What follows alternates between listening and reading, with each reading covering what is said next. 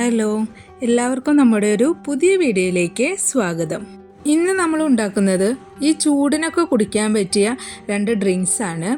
ഒന്ന് പൂനെക്കാരുടെ സ്പെഷ്യലായ മാംഗോ മസ്താനിയും പിന്നെ മാംഗോ ലസ്സിയും. നമ്മളുടെ മക്കൾക്കൊക്കെ ഈ ചൂടിന് കൊടുക്കാൻ പറ്റിയ നല്ല 2 ഡ്രിങ്ക്സ് ആണ്. അപ്പോൾ അതെങ്ങനെയാണ് ഉണ്ടാക്കണമെന്ന് നോക്കിയാലോ. ആദ്യം ഞാൻ മാംഗോ ലസ്സിയാണ് ഉണ്ടാക്കിയെടുക്കുന്നത്. അതിന് വേണ്ടിയിട്ട് 2 പഴുത്ത മാങ്ങ എടുത്തിട്ടുണ്ട്. അതിൻ്റെ തൊലിയൊക്കെ കളഞ്ഞിട്ട് ഒരു മിക്സിറ ജാറിലേക്ക് ഞാനിത് ഇട്ടിട്ടുണ്ട്. ഇതിൽ നിന്ന് ഒരു പീസ് നമ്മൾ മാറ്റി വെച്ചിട്ടുണ്ട് കേട്ടോ. നമുക്കിത് ഡെക്കറേറ്റ് ചെയ്യാൻ വേണ്ടിയിട്ടാണ്. ഇനി ഇതിലേക്ക് 1.5 കപ്പ് പുളിയില്ലാത്ത തൈരാണ് ചേർത്തിരിക്കുന്നത്.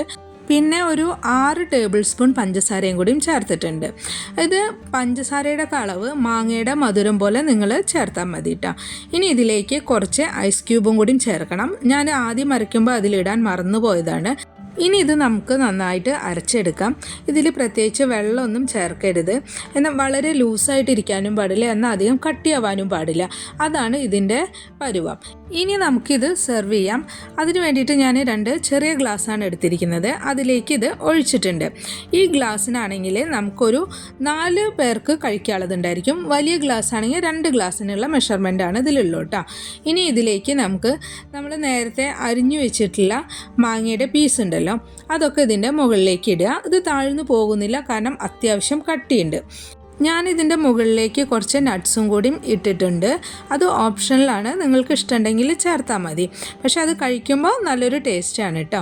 ഇനിയിപ്പോൾ അത് ഒരു 15 മിനിറ്റ് ഫ്രിഡ്ജിൽ വെച്ചിട്ട് തണുപ്പിച്ചിട്ട് കുടിക്കുകയാണെങ്കിൽ ഒന്നും കൂടിയും ടേസ്റ്റ് ഉണ്ടായിരിക്കും. ഇനിയിപ്പോൾ അതല്ല, നമ്മളുടെ ഉപയോഗിക്കുന്ന തൈരിനും മാങ്ങയൊക്കെ തണുപ്പുണ്ടെങ്കിൽ പിന്നെ തണുപ്പിക്കേണ്ട ആവശ്യമില്ല.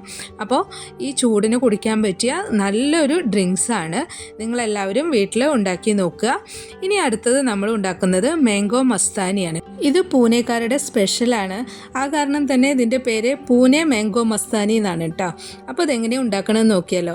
ആദ്യം നമ്മൾ നേരത്തെ ചെയ്ത പോലെ തന്നെ 2 മാങ്ങയാണ് എടുത്തിരിക്കുന്നത്. അതിൻ്റെ തൊലിയൊക്കെ കളഞ്ഞിട്ട് നമ്മൾ മിക്സിയുടെ ജാറിലേക്ക് ഇട്ടിട്ടുണ്ട്. നമുക്കിതിൽ 3 മാങ്ങയുടെ ആവശ്യമുണ്ട്. ഒരു മാങ്ങ നമ്മൾക്കിതിൽ കട്ട് ചെയ്തിട്ടിടണം. അതിന് വേണ്ടിയിട്ട് മാറ്റി വെച്ചിട്ടുണ്ട്. ഇനി ഇതിലേക്ക് 5 ടേബിൾ സ്പൂൺ പഞ്ചസാര ചേർത്തിട്ടുണ്ട്. മധുരമൊക്കെ ഓരോരുത്തരുടെ ഇഷ്ടത്തിനനുസരിച്ച് ചേർക്കുക. ഇനി ഒരു ഗ്ലാസ് പാലും കൂടിയും ചേർത്തിട്ട് നമുക്ക് നന്നായിട്ട് അരച്ചെടുക്കാം. പ്രത്യേകിച്ച് വേറെ ഐസ് ക്യൂബ് ഒന്നും ഇടേണ്ട ആവശ്യമില്ല. ഇതാണ് ഇതിൻ്റെ പരുവം. അധികം കട്ടിയാവാനും പാടില്ല, എന്നാൽ ലൂസാവാനും പാടില്ല. ഈ പരുവത്തിൽ നമുക്ക് അരച്ചെടുക്കാം. ഇനി നമ്മൾ ഏത് ഗ്ലാസ്സിലാണോ സെർവ് ചെയ്യുന്നത് ആ ഗ്ലാസ് എടുക്കുക. അതിലേക്ക് നമ്മൾ കട്ട് ചെയ്ത് വെച്ചിട്ടുള്ള മാംഗോയുടെ പീസൊക്കെ ചേർത്തിട്ട് അതിൻ്റെ മുകളിലേക്ക് നമ്മൾ നേരത്തെ അടിച്ചു വെച്ചിട്ടുള്ള മാംഗോയുടെ ഷേക്ക് പോലെ ഉണ്ടല്ലോ, അത് ഇതിലേക്ക് ചേർക്കുക. എന്നിട്ട് ഒരു സ്കൂപ്പ് വാനില ഐസ്ക്രീമാണ് ചേർത്തിരിക്കുന്നത്. എന്നിട്ട് അതിൻ്റെ മുകളിൽ കുറച്ച് ടൂട്ടി ഫ്രൂട്ടിയും നട്ട്സും ചേർത്തിട്ടുണ്ട്. ഞാൻ ടൂട്ടി ഫ്രൂട്ടി വീട്ടിലുണ്ടാക്കിയതാണ്. നട്ട്സ് കാഷ്യൂനട്ടും ബദാമും പിസ്തയും ചേർത്തിട്ടുണ്ട്. എന്നിട്ട് അതിൻ്റെ മുകളിൽ പിന്നെയും ഒരു ലെയർ മാംഗോ കട്ട് ചെയ്തിട്ടുണ്ട്. പിന്നെ മാംഗോ അടിച്ചെടുത്തതും പിന്നെ ഒരു സ്കൂപ്പ് ഐസ്ക്രീമും പിന്നെ നട്ട്സ് ടൂട്ടി ഫ്രൂട്ടി. ഇനി വേണമെങ്കിൽ ഇതിൻ്റെ മുകളിൽ ചെറിയൊക്കെ വെക്കാം കേട്ടോ. നമ്മൾ ഏകദേശം അവിൽ മിൽക്കൊക്കെ ഉണ്ടാക്കുന്ന അതേപോലെ തന്നെ ലെയറായിട്ട് ചെയ്യാം. നിങ്ങൾക്ക് ഇഷ്ടമുള്ള രീതിയിൽ എത്ര ലെയർ വേണമെങ്കിലും നമുക്കിത് ഉണ്ടാക്കിയെടുക്കാം. അപ്പോൾ ഇത്രയേ ഉള്ളൂ ഇത് ഉണ്ടാക്കിയെടുക്കാൻ. നല്ല ടേസ്റ്റുമാണ് ഇത് കഴിക്കാൻ. ഇത് നേരത്തെ പറഞ്ഞ പോലെ തന്നെ ചെറിയ ഗ്ലാസ് ആണെങ്കിൽ 4 ഗ്ലാസും വലിയ ഗ്ലാസ് ആണെങ്കിൽ 2 ഗ്ലാസും ഉണ്ടായിരിക്കും. ഇനി ഇതൊരു 15 മിനിറ്റ് നേരം ഫ്രിഡ്ജിൽ വെച്ച് തണുപ്പിച്ചതിന് ശേഷം ഉപയോഗിക്കാം. തണുപ്പ് വേണ്ടാത്തവർക്ക് അങ്ങനെ തന്നെ ഉപയോഗിക്കാം കേട്ടോ. അപ്പോൾ ഈ ചൂടിന് കുടിക്കാൻ പറ്റിയ നല്ല 2 ഡ്രിങ്ക്സാണ്. നിങ്ങളെല്ലാവരും ഉണ്ടാക്കി നോക്കിയിട്ട് അഭിപ്രായം പറയാം.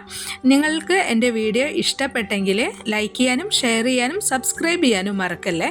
നല്ലൊരു റെസിപ്പിയുമായി അടുത്ത വീഡിയോയിൽ നമുക്ക് വീണ്ടും കാണാം.